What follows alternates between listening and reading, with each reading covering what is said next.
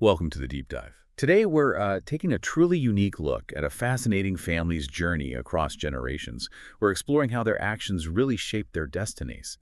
You've given us this, well, incredibly rich tapestry of personal stories, beliefs, some really surprising details, too.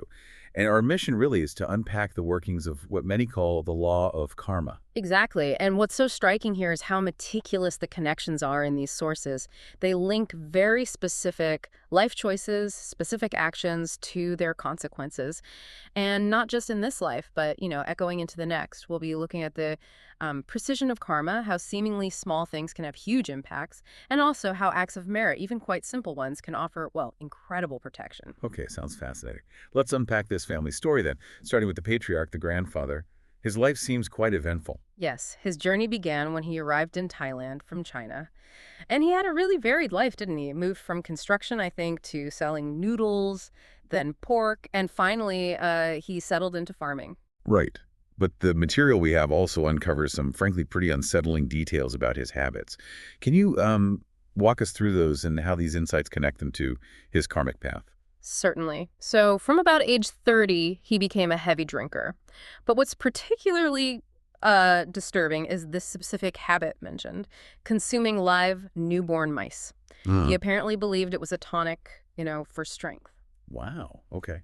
That's unexpected. Yes. And beyond that, he also chewed tobacco daily, formed it into a thumb-sized ball he kept in his mouth all day long. Okay. So he lived quite a long life to 87, but his death, it wasn't peaceful, was it? It was preceded by 4 years of paralysis, hemiplegia. That's right, hemiplegia. And his paralysis, the source explains, was a direct karmic consequence of his actions. Which actions specifically? Well, his heavy alcohol consumption, definitely. Yeah. But especially that horrific act of ordering animal killings and specifically eating those live mice. Mhm. That karma, it said, sent him to Yamaloka, which is a kind of hell realm. So what happened there? The torment described as being force-fed hot, molten copper. A direct result, it seems, of the alcohol. Right, molten copper. That's vivid. But this brings up a really interesting point, doesn't it? How could someone destined for that kind of suffering also live to be 87? It feels like a paradox. It does, but this case really highlights a crucial aspect of karma. Good deeds don't just cancel out bad ones. It's not like a simple balance sheet. Ah, Instead, positive and negative karma operate on, let's say, separate tracks. They run parallel.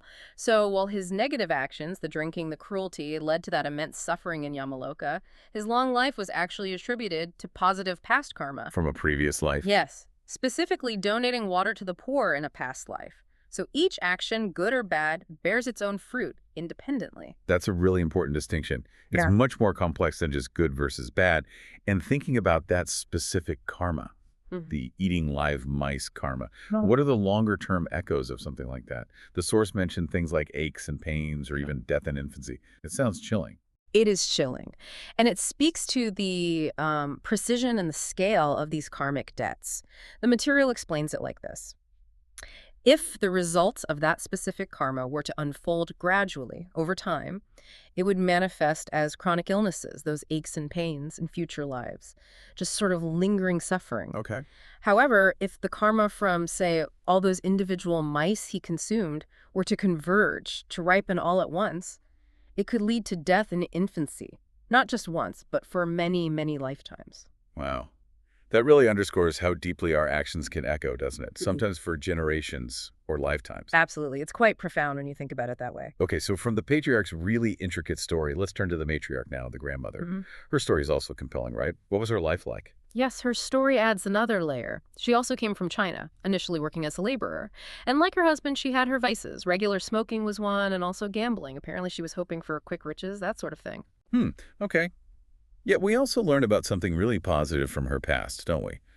Before she came to Thailand, she apparently helped deliver babies for free. Yes, that's a beautiful detail, a real act of compassion, especially back then. It stands in contrast, certainly. And how did she approach merit making? Did she have spiritual practices? She did. She followed traditional Chinese practices, worshiping deities, and performing charitable acts based on what she could afford at the time. So making merit within her means. Okay.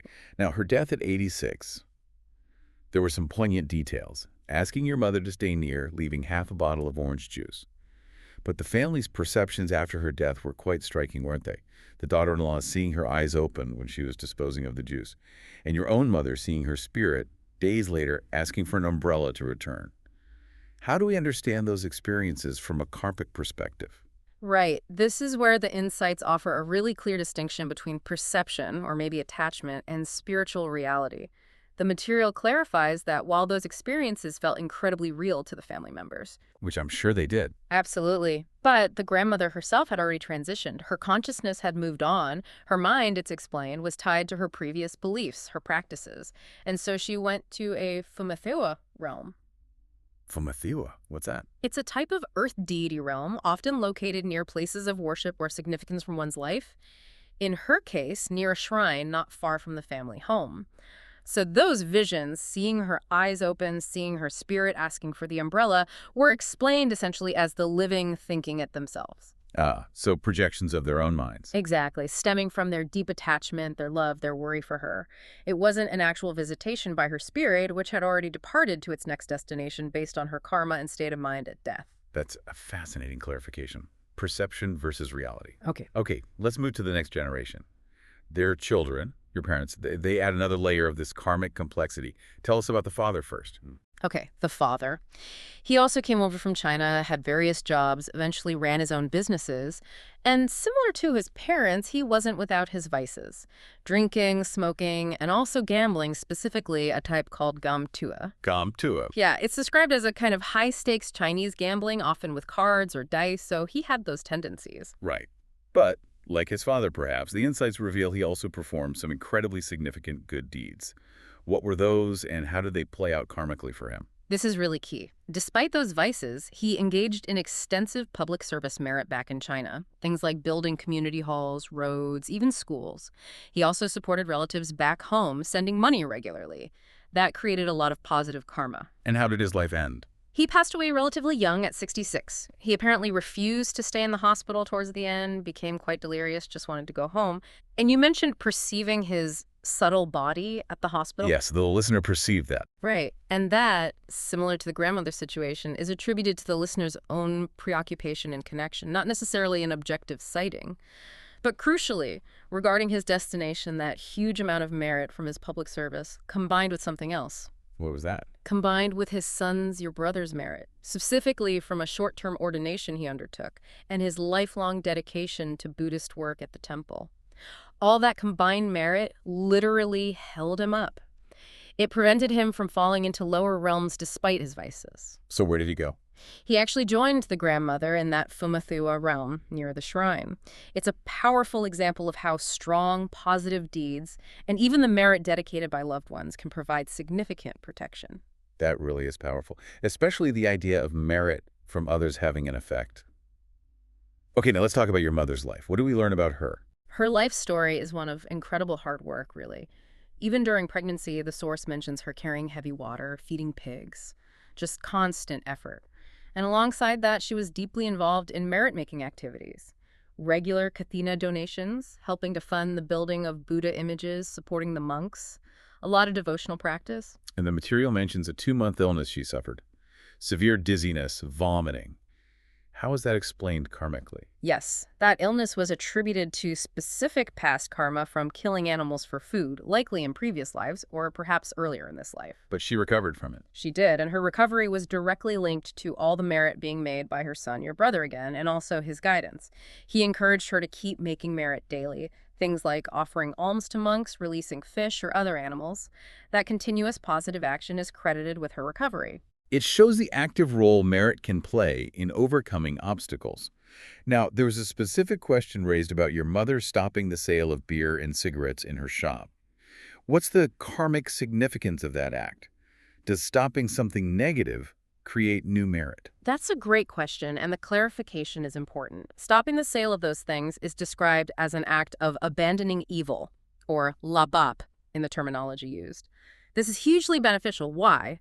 Because it stops the accumulation of new negative karma associated with that trade. It prevents the mind from being further obscured by those unwholesome actions. Okay, so it stops the bad stuff. Exactly. But it doesn't in itself create new positive merit. Think of it like clearing weeds from a garden path. Removing the leads doesn't plant new flowers, but it clears the way, removes the obstacles, allowing any existing good seeds or past good karma to sprout and manifest more easily. That's a very clear analogy, clearing the path. Got it. Okay, let's touch briefly on the uncle mentioned. A distant relative, smoked and drank, but also cared for your sister. Yes, that uncle. His fate, sadly, mirrored the grandfather's in some ways. Due to his heavy alcohol consumption, he also went to Yamaloka after death. He too suffered that torment of molten copper. The source does mention that merit dedicated by your brother helped to reduce his suffering somewhat, but it wasn't enough to completely free him from that realm. And there was a past life connection mentioned there, too, Yeah. between the uncle and your sister. Yes, quite fascinating. The insight revealed they were actually father and daughter in a previous life. And that past connection, that bond, is given as the reason for the deep care they showed each other in this current lifetime. It explains that closeness. Hmm. These past life connections really add another dimension.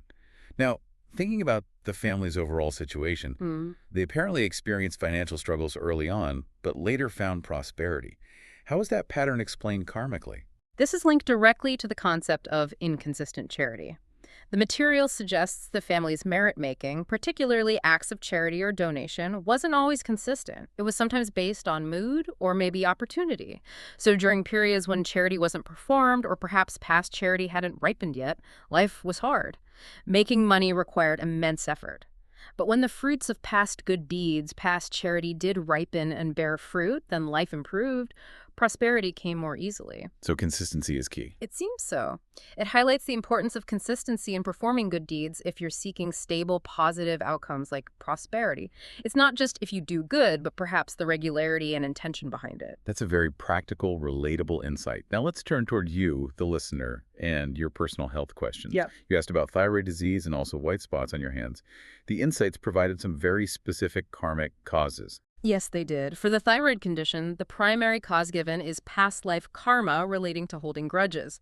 Suggests a kind of unforgiveness, like really holding on to anger and resentment, not letting it go. Okay, so past life emotional patterns. Exactly. Combined, though, with contributing factors in this life specifically, an irregular lifestyle due to your business. Irregular sleep patterns, inconsistent eating habits, that sort of thing exacerbates the underlying karmic tendency. Right, and the white spots on the hands. What was the cause given for that? This was attributed to vachikama, which means speech karma, karma related to words. Specifically, the description was having a beautiful mouth but harsh words, often manifesting as sarcasm. Sarcasm, even if maybe the intention wasn't purely malicious? Apparently so. Even if the intention was perhaps meant to be humorous or maybe even good in a very roundabout way, the example given was like sarcastically complimenting someone's terrific outfit when you actually think it looks silly. That kind of speech, even if subtle, is said to create this specific karmic result manifesting physically. Wow. That really makes you reconsider everyday interactions, doesn't it? Even seemingly harmless banter. So what are the remedies suggested for these specific issues? The remedies are quite holistic, focusing on countering the root causes. Firstly, making all kinds of merit generosity, upholding precepts, meditation. Secondly, consciously cultivating and spreading loving kindness or metta. Thirdly, actively practicing forgiveness, letting go of those past hurts or resentments. And finally, related to the speech karma, making a concerted effort to speak only words that are beneficial, truthful, and pleasant, avoiding harshness, gossip, and sarcasm. So a combination of meritorious actions and cultivating positive mind states in speech. Precisely. Addressing the karma on multiple levels. Okay. Now, one figure who comes up repeatedly as having a positive influence is your brother, the one who works at the temple. His dedication seems extraordinary. Yes, his role seems pivotal according to these insights. His dedication to Buddhist practice and temple work is credited with helping to close the lower realms for his parents. We saw how his merit helped hold up your father from falling into a lower state despite his vices. And his own past life was mentioned too. Yes, and it's quite incredible. He was apparently a soldier in a past life who followed a king. That king later ordained and became a monk. Inspired by this, your brother also ordained and became a monk himself. He practiced diligently, attained a high level of realization in inner Buddha or Dhammakaya, and spent his life spreading the Dharma, the teachings. After that life, he was reborn in a special celestial realm, a heaven called Dusitburi, which is associated with bodhisattvas and future Buddhas. That's quite a legacy, an inspiring example of sustained spiritual effort across lifetimes. Absolutely. It shows the potential trajectory of dedicated practice, and it also helps explain why his merit is so potent in helping his family now. It also mentioned varied levels of connection to the temple among the wider family. Why is that? That variation is attributed to their own past karmic connections or lack thereof. Some family members may have made merit with this particular temple community in the past, but perhaps inconsistently.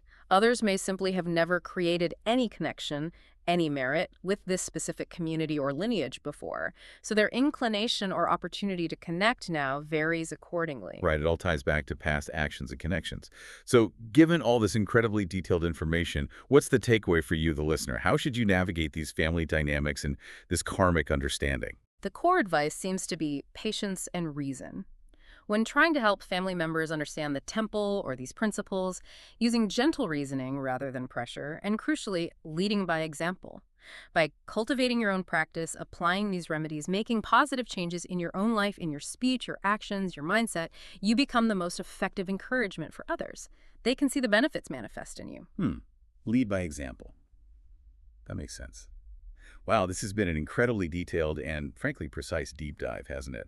Looking at the interconnectedness of actions and outcomes, from really specific habits like the mice to the subtle nuances of sarcastic comments. Every detail seems to illuminate how karma works. Indeed.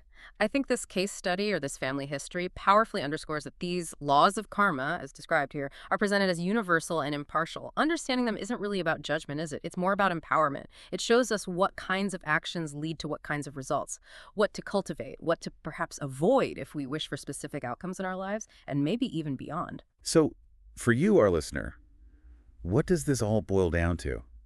I think it's a really powerful reminder that our daily choices, the big ones, the small ones, the ones people see, the ones they don't, they're all continuously shaping our present and our future, often in ways we don't immediately perceive, right? Absolutely.